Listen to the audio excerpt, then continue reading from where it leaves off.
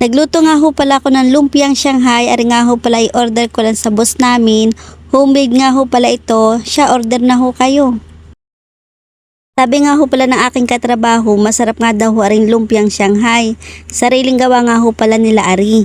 Ang isang balot nga ho pala niyan ay 50 pesos, tapos ho ang laman ay 15 piraso. Pagdating ko naman ho din sa boarding house ay agad nga ho pala ako nagsaing at mabilis naman ho rin lutuin.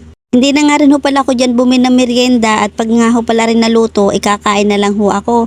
Abay ayaw ko hong pumayat, charot lang. Kasi nga ho marami naman ho ari at nag-iisa naman ho ako din sa boarding house at wala nga ho pala akong kasama at umalis nga ho pala.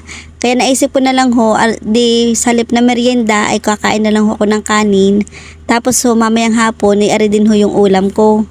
Abay sobrang tipid ko na nga ho pala dyan mga kalinggit. Abay sa halagang 50 pesos, merienda at hapunan ko na nga ho pala yan.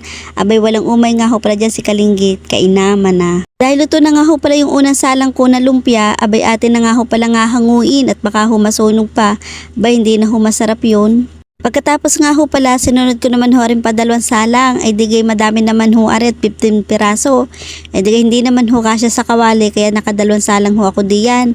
Nung maluto na nga rin ho pala, ay hinango ko na din sa kawali at pwede na ho tayong kumain mga kalinggit. Sa pagluto ko nga ho pala na ring lumpiang Shanghai, tuloy na miss ko nga ho pala yung aking mga anak. Abay paboritong paborito ho nila ari. Sa tuwing nga ho pala may mga okasyon, ay nagre-request nga ho pala sa akin na magpaluto ho na rin. Pagkaluto nga ho pala na rin lumpiang Shanghai, ako nga ho pala ay kumain na.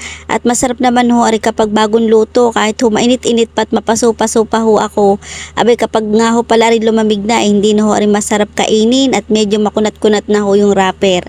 Tara mga kalinggit, kain ho tayo din eh. Abay ano pa hong iniintay nyo dyan, kumuha na ho kayo ng kanin. At sumabay na ho kayong kumain sa akin at wala naman ho akong kasabay. Ay di paano ho, hanggang dito na lang ho yung aking vlog at salamat ho sa inyong panonood at support. Ako naman ho i-follow nyo, i-like at i-share na rin ho ninyo. Bukas huli mga kalinggit, bye bye!